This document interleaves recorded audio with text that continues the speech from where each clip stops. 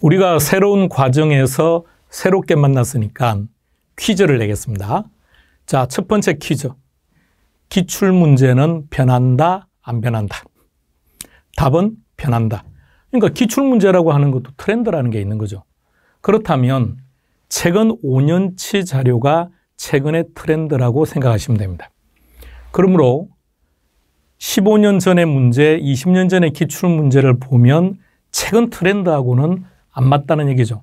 따라서 기출문제 범위를 20년, 30년으로 확장시키면 조금 더 나의 실력이 좋아지는 것은 분명한데 올해 우리가 10월 28일 날 시험 보러 갔을 때 답을 직관적으로 찾는데 특별하게 도움이 안 될 가능성이 많다는 얘기죠. 그렇다면 기출문제는 1차적으로 5년치 자료를 보는 게 일단 우선입니다. 그런데 이 5년치 자료만 가지고는 조금 부족함을 느낄 수가 있기 때문에 10년으로 확장시켰을 때가 가장 적합할 것 같아요.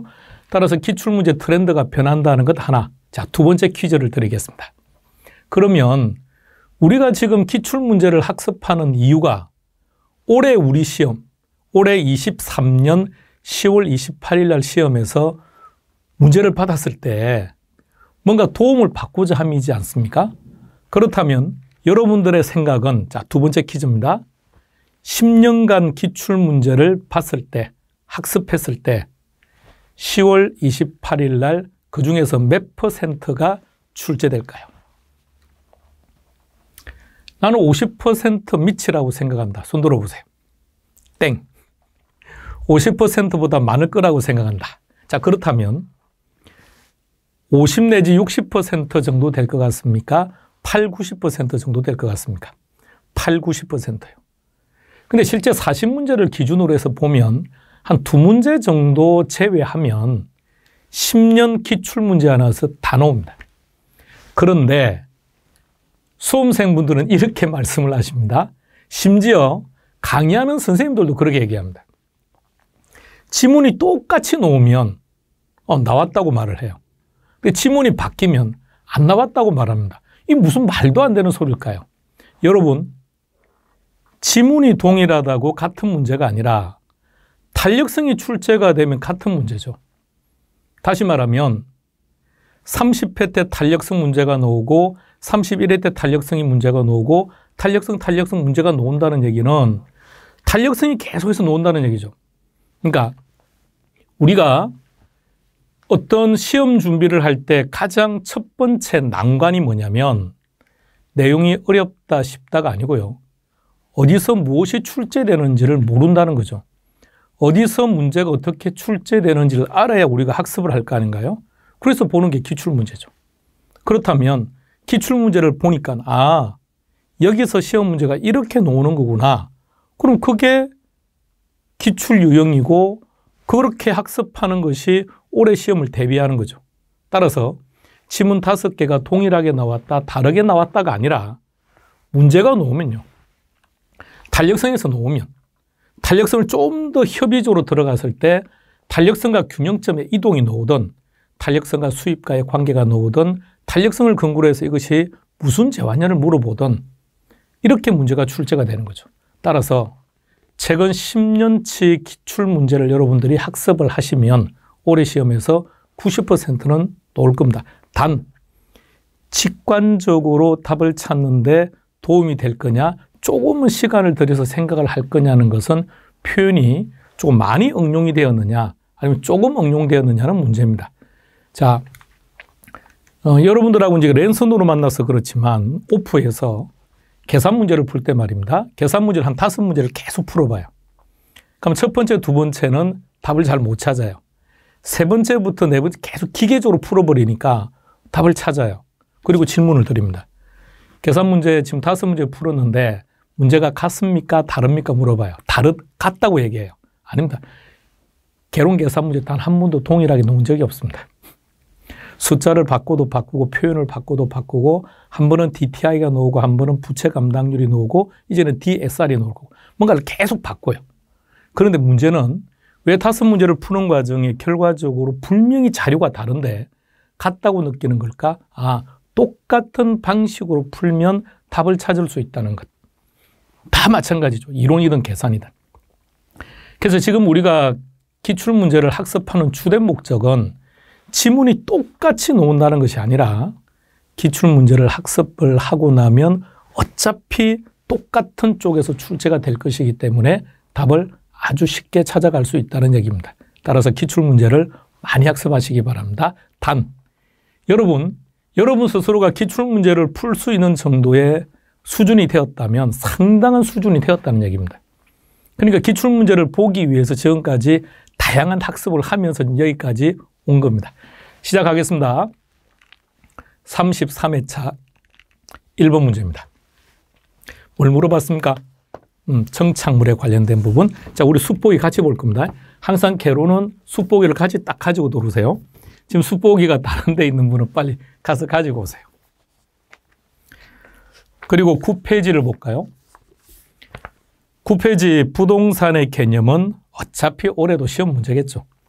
단, 이제 한 장 넘겨보시면 10페이지부터 나오는 부동산의 분류, 그 다음에 14페이지에 나오는 부동산의 특성, 부동산의 분류와 부동산의 특성은 이유 불문하고 각각 한 문제씩 나오겠죠.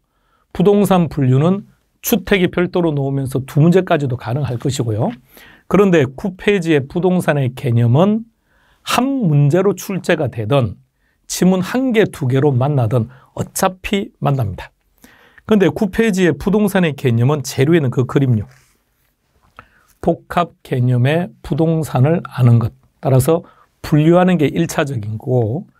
자, 그래서 이제 이 문제를 풀기 위해서 재료의 복합 개념의 부동산에서 법률적 측면을 찾아보세요. 법률적 측면에서 우리가 협의의 부동산 이꼴 민법상 부동산 이꼴 토지와 그 정착물이라고 그랬죠. 그 내용이에요. 그래서 이 문제가 그 문제인 거죠. 그러면 자, 아래로 내려가서 정착물 한 번 더 확인하시고 자, 강의 스톱하고 한 번 더 확인하고 들어오세요. 자, 그리고 이번에는 오른쪽 나무 보기로 가세요. 자, 가면 제일 밑에 보면 정착물인 것과 동산인 것으로 구분했죠. 그 동산이라는 말을 다른 말로 표현하면 무슨 말이죠? 정착물이 아니다. 그럼 동산에 보면 첫 번째가 이식 또는 가식 중인 수목이라고 그랬죠. 근데 보세요.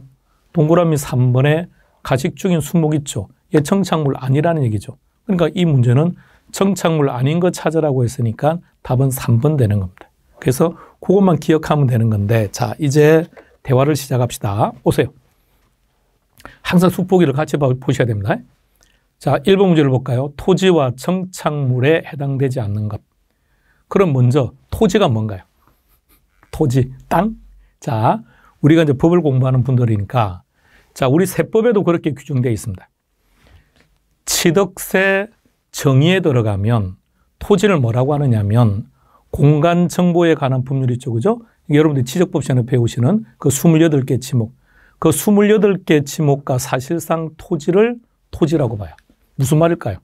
그러니까 사실상 토지라는 얘기는 28개 지목으로 분류되지 않는 토지가 있다고 할지라도 사실상 토지로 이용하고 있다면 토지로 보겠다는 얘기죠. 따라서 우리 시험 범위 내에 우리 시험 모든 과목에서 토지 그러면 지적법상에서 28개 지목을 말하는 겁니다. 28개 지목이 토지죠. 그러면 동그라미 1번 같은 경우는 28개 지목 중에 한 가지죠. 그러니까 국어는 토지겠죠. 그리고 2번, 4번, 5번은 정착물인데 자, 정착물은 정착물의 정의로서 모든 것을 파악하는 겁니다. 우리는 정착물을 뭐라고 정의하죠? 부착, 계속 딱 두 가지만 기억해야 돼요. 자, 그러면 동그라미 2번을 볼까요? 단어에서 뉘앙스를 느껴보세요. 단연생. 그러니까 부착되어 있는데 계속적인 의미죠. 계속적 의미. 계속적으로 부착되어 있다는 정착물. 그런데 3번 같은 경우는 가식이나 이식 중인 수목이라는 얘기는 자, 처음이니까 한 번만 설명할게요. 오랜만이니까. 자, 수목이 있습니다. A라는 위치에. 근데 이 수목을 B라는 위치로 옮겨 심을 거예요. 그러면 A에 있는 수목을 B라고 하는 위치로 옮겨 심고 나면 그 또한 수목인 거죠. 당연히 정착물인 거죠. 그런데 A라는 곳에서 B라는 곳으로 옮겨 심어야 되는데 지금 B라는 위치가 아직 정리가 안 돼서 이 수목을 옮겨 심을 수가 없대요. 그래서 수목을 뽑아서 잠시 C라는 곳에 옮겨 심었다가 한 2, 3일 지나서 옮겨 심을 생각이래요. 그러면 C라는 곳은 잠시 옮겨 심은 거죠. 그게 가식, 가짜로 옮겨 심은 거라고요. 그래서 이것은 어떤 조건에 어긋난 거죠? 계속적이라는 조건에 어긋났기 때문에 정착물이 아니다. 그러면 이 문제와 관련해서 우리는 9페이지 나무 보기에 있는 그 정도만 기억하시면 어떤 경우나 해결할 수 있습니다. 2번 문제로 가겠습니다. 동그라미 1번. 자, 1번에서 뭘 구분해야 되느냐면 국지화입니다. 그러니까 시험 문제 읽어놓습니다. 자, 대화합시다. 오세요. 자, 질문합니다. 기계적으로 답변해야 돼요. 부동산 활동가 현상이 국지화되는 이유. 부동성. 부동산 활동가 현상이 개별화되는 이유. 개별성. 국지화, 개별성 구분하세요. 국지화, 개별화 구분하시기 바랍니다. 따라서 토지가 국지화되는 것은 결론은 부동성 때문이죠. 근데 지문에 보니까 부동성이라는 말은 없네요. 대신에 물리적 위치가 고정되어 있다 그랬으니까 정확합니다. 동그라미 2번. 동그라미 2번이 바로 복합 개념 이야기하는 거죠. 우리는 복합 개념의 부동산 그러면 유형, 무형으로 나눕니다. 여러분 같이 말을 해야 돼요. 유형, 무형. 유형은 뭐라고 한다고요? 기술. 기술적 개념에는 4개 있죠. 시작. 공간, 위치, 환경, 자유 꼭 기억해야 돼요. 그리고 경제적 측면에는 뭐 생산 요소도 있고 소비재 상품인데 그럼 동그라미 2번을 잘 보세요. 자, 옳은 걸 찾는 건 일단 답은 1번입니다. 동그라미 2번에 보면 생산 요소도 보이고 자본도 보이고 소비재도 보이는데 이들은 모두 다 경제적 측면에서 속하는 것들이죠. 그러니까 제일 마지막 소비재의 성격은 가지고 있지 않다. 이 부분이 틀렸네요. 따라서 토지는 생산 요소이면서 자본이고 소비재이다. 이렇게 나와야 맞는 말이겠죠. 따라서 이번엔 X. 동그라미 3번으로 갑니다. 공급. 동그라미 3번의 공급은 워낙 잘 나와요. 그러니까 토지의 특성에서도 출제가 잘 되고 수요 공급 파트에서 출제가 잘 되는데 자, 집중합시다. 공급은 2가지로 구분합니다. 어떻게 구분했었죠? 물리적 공급과 용도적 공급. 용도적 공급이나 경제적 공급이나 같은 말입니다. 그러면 물리적 공급은 공급할 수 없다는 뜻이죠. 이유는 부정성 때문에. 근데 경제적 공급은 가능하다는 거예요. 왜? 용도의 다양성 때문에. 그러니까 지문을 잘 보세요. 용도적 관점에서 공급을 늘릴 수 없다. 이 말은 또 틀린 거예요. 그죠? 용도적 관점에서는 공급을 늘릴 수 있다고 해야죠. 이유가 뭐냐고 물어보면 용도의 다양성 때문에. 그러나 물리적 공급은 안 되겠죠. 근데 물리적 공급이 안 되는 이유가 뭐냐고 물어본다면 개별성이 아니라 부정성이 돼야죠. 자, 이렇게 바꿉시다. 동그라미 4번으로 가보겠습니다. 첫 번째, 부정성이라는 단어와 바로 밑에 있는 탄력성을 연결해 보세요. 부정성이기 때문에 완전 비탄력적이죠. 이것도 한번 기출되었던 문제입니다. 토지의 공급 곡선은 완전 비탄력적이다. 그 원인은 무엇이냐? 이게 기출 문제였는데 완전 비탄력적이다. 그래프 형태, 수직.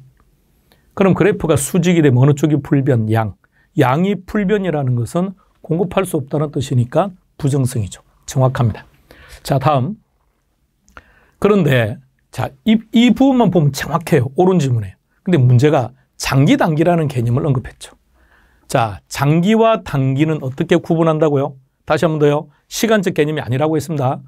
공급량이 변하면 장기. 그러니까 장기라고 해서 무조건 공급량이 증가하는 것이 아니라 공급량이 증가할 수도 있고 감소할 수도 있는데 공급량이 변하면 장기고 공급량이 변하지 않으면 단기입니다. 그럼 부정성이라고 하는 것은 완전 비탄력적이라고 하는 것은 단기에 적용되는 거지 장기하고는 해당 사항 없다는 겁니다. 이 부분 때문에 X. 동그라미 5번으로 갑니다. 영속성은 물리적 감가와는 관계없죠. 일단 표현을 잘 보세요. 감가상각을 하게 된다. 자, 감가상각을 하게 된다는 말은 감가가 된다는 얘기죠. 그럼 구분합시다. 경제적 감가는 됩니다. 자, 우리 지금 경험하고 있죠. 최근에 뭐 거의 우리가 작년 한 7월, 2월에 보면 지금 가격이 계속 떨어지고 있죠. 그럼 가격이 계속 떨어지고 있으니까 경제적 감가는 발생하는 거죠. 그러나 물리적 감가는 안 생기는 거죠. 그럼 이제 연결해서 갑시다. 앞에 영속성이라고 했으니까 영속성에 맞춰서 갑시다. 영속성이니까 물리적 감가는 발생하지 않는다 이렇게 나와야죠. 답은 1번 됩니다. 항상 출제되는 거니까 부동산의 특성, 부동산의 분류는요. 숙보기 범위를 절대 못 벗어납니다. 3번 토지의 용어 정의 역시 해마다 안 빠지고 출제됩니다. 1번 키워드가 어떻게 되죠? 재분배, 재분배라고 했으니까 환지. 동그라미 2번은 키가 어떻게 됩니까? 경계 사이의 경사진 부분. 이걸 뭐라 그러죠? 법지. 그러니까 그림을 딱 연상하세요. 그림. 숙보기 그래서 그림을 많이 그려놓은 겁니다. 동그라미 3번은 고압선 아래에 있는 토지니까 선하지. 그리고 동그라미 4번은 바다와 육지 사이니까 조금 유치하지만 비읍 그랬죠. 그래서 뭐라고 됩니까? 빈지라고 해야죠. 답은 4번 됩니다. 동그라미 5번에 필요한 경비에 충당했답니다. 그럼 채비지에 대한 설명이죠. 답은 4번 됩니다. 자, 여기까지가 부동산의 특성이나 부동산 총론 파트인데요. 부동산 총론은 3문제 내지 4문제가 출제가 됩니다. 그래서 지금 숙보기를 볼까요? 9페이지에서부터 15페이지까지. 9페이지에서 15페이지까지는 여러분 표현이 달라질 것도 하나도 없어요. 똑같아요. 숙보기에 있는 그대로 나와요. 100% 똑같이. 그러니까 어떻게 하면 된다? 암기. 뭔 수를 암기합니까? 많이 보면 돼요. 많이. 자주 보시면서 계속 눈에 익숙하게 만들고 실수하지 않도록. 그러면 이제 8페이지는 어떻게 할 거냐? 8페이지는 나중에 관련된 문제 넣어서 그때 합시다. 일단 8페이지는 자 9페이지부터 15페이지까지를 10번 본다면 8페이지는 한 번. 10번 보면 8페이지는 한 번. 이렇게요. 8페이지를 보더라도 어디에 포커스를 맞추느냐. 아래쪽에 있는 표준 산업의 분류. 자, 들어갑니다. 이제 수요 공급 시작합시다. 여러분, 수요 공급은 다 맞춰야 돼요. 왜? 이거 엄청 쉬워요. 쉽다는 게 기계적이라고요. 그러니까 오히려 총론이 힘들어요, 실제. 총론은 표현도 바꾸고 이렇게 하면 불편한데 수요 공급은 응용이라는 것도 전혀 없어요. 무조건 똑같이 나와요. 자, 들어갑니다. 4번. 자, 이 문제가 이의신청을 했지만 이의신청 역시 안 받았습니다. 안 받은 이유가 저 신규 주택 시장이라는 데 포커스를 둔 거예요. 그러니까 이렇게 봅시다. 기존 주택이라면 이미 생산이 되어 있는 거죠. 자, 여러분들은 지금 주택 시장에서 수요자입니까? 공급자입니까? 아니, 우리 개개인은 수요자일 수도 있고 공급자일 수도 있죠. 집을 살 수도 있고 팔 수도 있죠. 자, 그럼 잘 봐요. 우리가 가진 집을 팔면 우리도 공급자죠. 근데 우리가 여기서 공급자가 될 수 있는 것은 기존 주택 시장, 재고 주택 시장에서 공급자가 되는 거지 신규 주택 시장에서 우리는 공급자가 아니죠. 신규 주택 시장에서는 누가 공급자입니까? 건설사가 공급자죠. 그래서 딱 신규 주택이라고 전제를 해버린 거예요. 자, 그래서 저거 하나 때문에 뭔가 하나가 달라지니까 그것만 한번 생각합시다. 자, 동그라미 기억. 자, 기억만 고민하세요. 가격이 하락할 것이라고 기대한답니다. 누가? 건설회사가. 그럼 생각해 보세요. 앞으로 가격이 하락할 것 같아요. 지금 23년이죠. 23년 지금 6월입니다. 오늘이 6월 며칠인가요? 잠깐만요. 날짜가 오늘 6월 23일이네요. 6월 23일 지금 시간이 4시 14분입니다. 자, 우리가 근데 실제 이제 우리가 랜선으로 만나는 시간은 조금 차이가 있겠죠. 자, 그러면 이렇게 생각합시다. 이제 강양구가 건설회사예요. 자, 우리가 건설회사를 운영하고 있다고 합시다. 자, 우리가 건설회사를 운영하는데 23년 6월 현재 우리가 생각하기를 24년도에 25년도에 앞으로 가격이 하락할 것이라고 예상이 돼요. 그러면 우리 입장에서는 수입이 감소하죠. 그럼 생산을 할까요? 안 할까요? 안 하겠죠. 공급 감소. 니은으로 갑니다. 업체 수가 감소했으니까 당연히 공급 감소하겠죠. 디귿 갑니다. 건설용 토지 가격, 다른 말로 바꾸세요. 생산비. 생산비가 하락했으니까 공급 증가. 이번엔 정부가 보조금을 축소했답니다. 그럼 공급은 감소하겠죠. 다음 미음. 원가가 절감되었다고 되어 있네요. 그럼 공급 증가.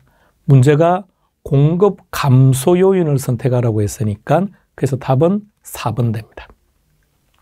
기억만 조금만요. 그러니까 저기서 신규주택이라는 말이 없으면 달라지는데 저 신규주택에 포커스를 맞추어서 봐두시기 바랍니다. 처음 나왔던 문제입니다. 아마 이 논란이 심해서 이의신청까지 하고 좀 시끄러워서 아마 앞으로는 별로 출제될 가능성은 없을 것 같아요. 자, 5번 문제로 갑니다. 탄력성 계산 문제. 자, 편안하게. 자, 단계 갑시다. 여러분 항상 계산 문제를 풀 때는 기계적으로 탄력성 계산 문제를 만나면 문제 속에서 탄력성의 종류를 찾는다. 첫 번째. 두 번째, 탄력성의 종류를 찾았다면 그림을 그린다. 자, 찾아볼까요? 가격 탄력성이 0.5. 그 다음에 둘째 줄에 교차 탄력성이 0.3이랍니다. 그리고 뭐라고 했냐면 전체 수요량의 변화율이 1% 변했대요. 그리고 문제는 뭘 물어봤냐면 소득 탄력성 구하랍니다.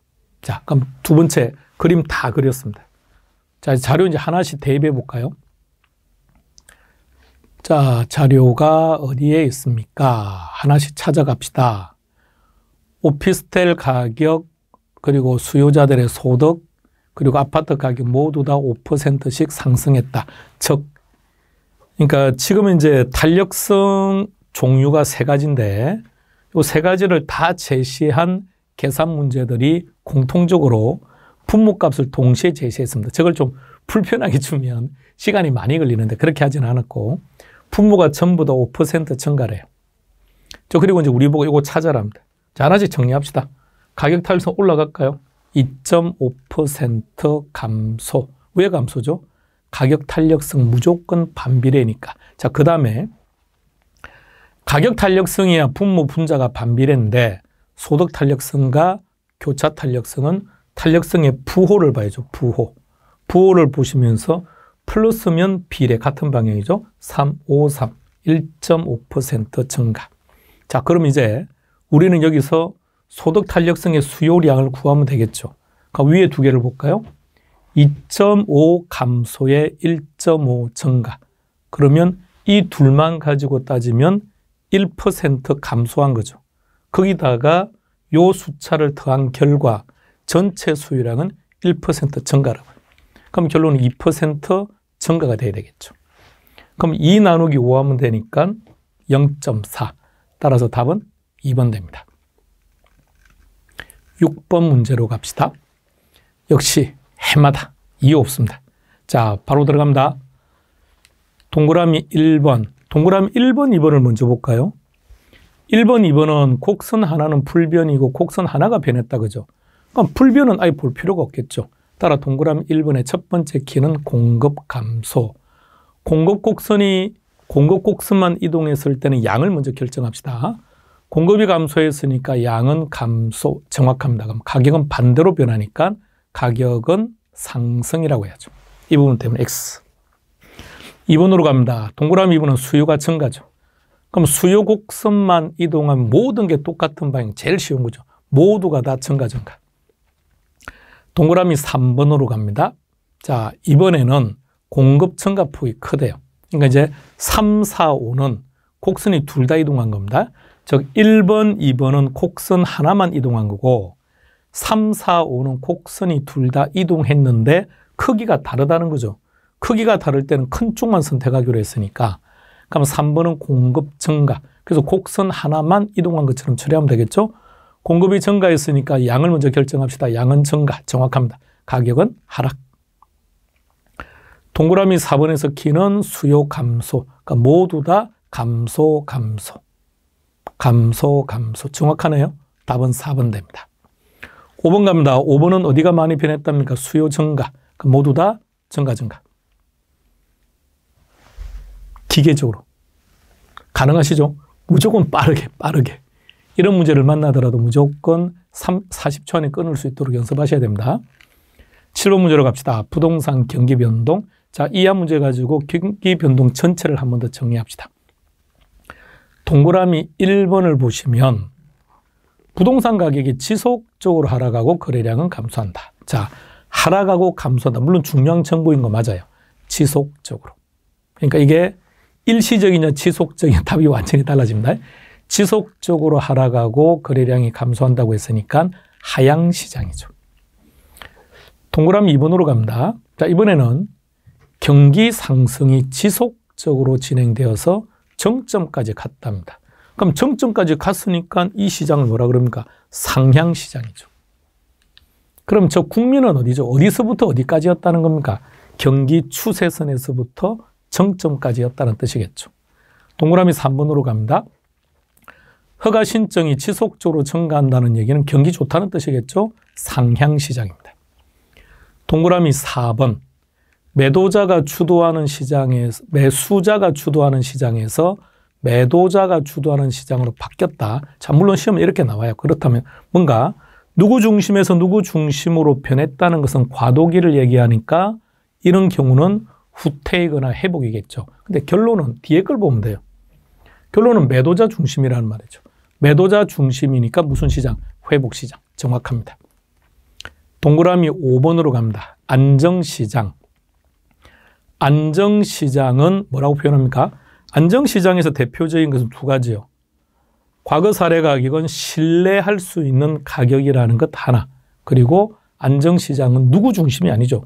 누구 중심이 아니라는 말을 다른 말로 바꾸면 매도자를 확보하는 것도 중요하고 매수자를 확보하는 것도 중요하고 표현 바꿔보세요.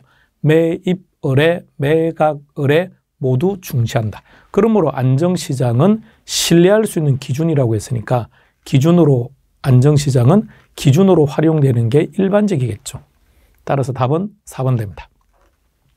8번 문제. 자, 편안하게 갑시다. 문제를 확인하시고요.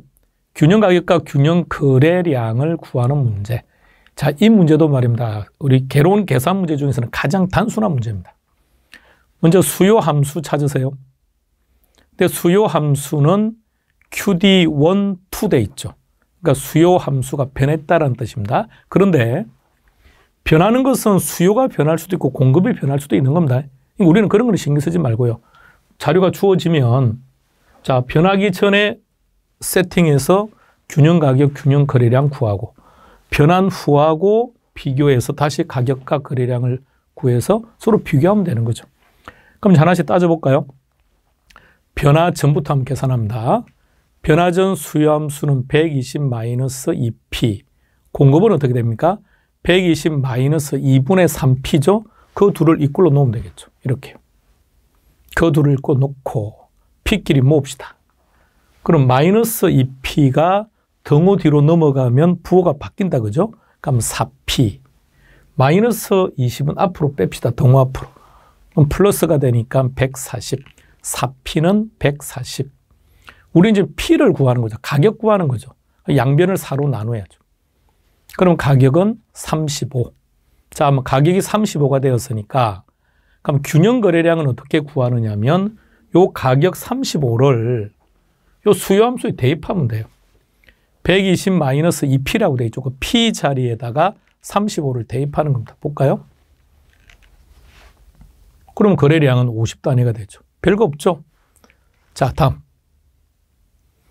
두 번째 이제 변화 후를 따집시다. 그러니까 수요함수가 변했죠. 120-2분의 3p하고 이꼴 뭐라고 부르면 됩니까?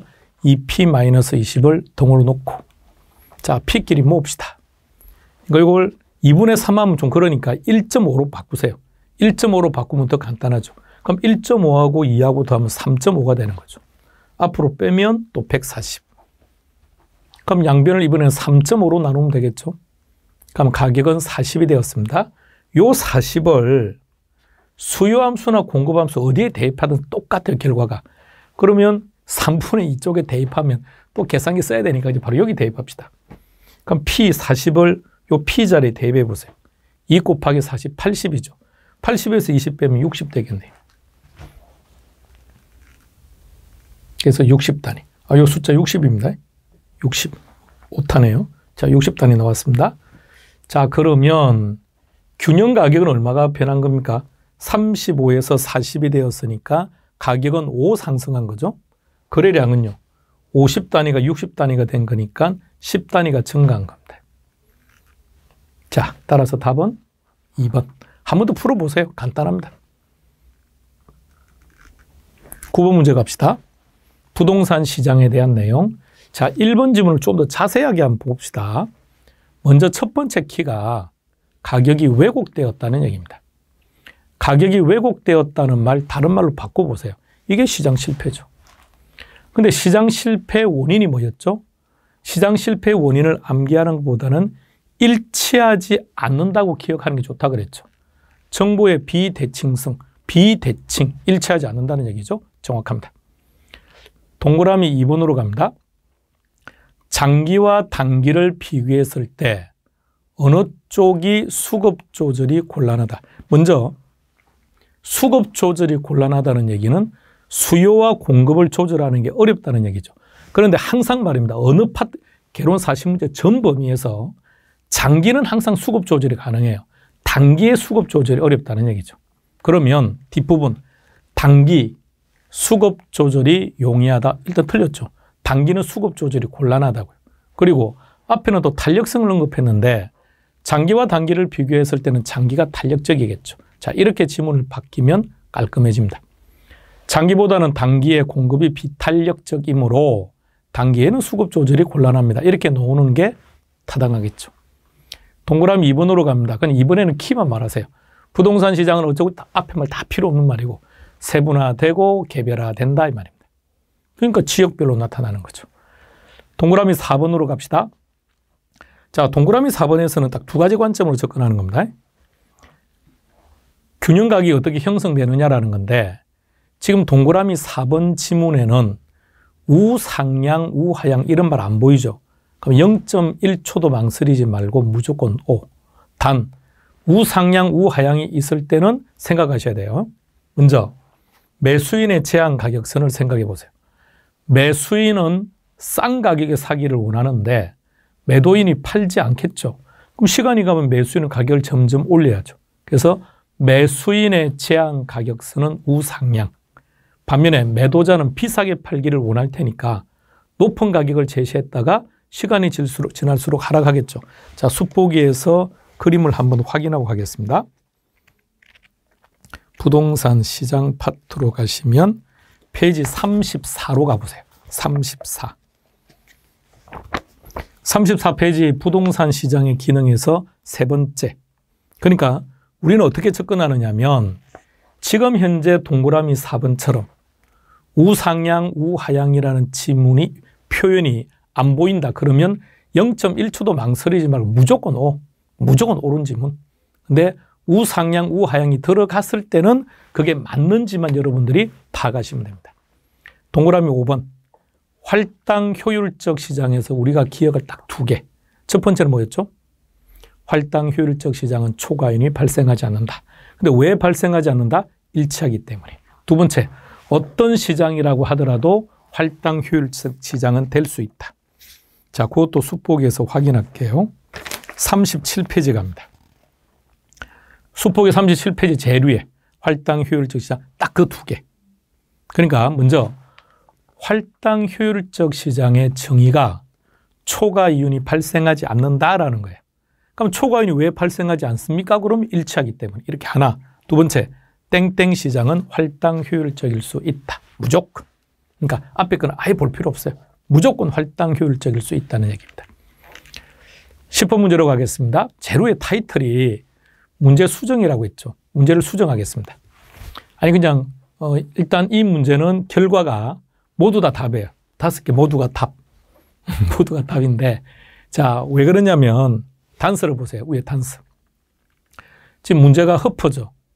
일단 허퍼 문제가 출제가 되는데 이론이든 계산이든 허퍼 문제가 출제가 되는데 거리 마찰 계수, 공간 마찰 계수가 안 보인다? 무조건 틀렸다.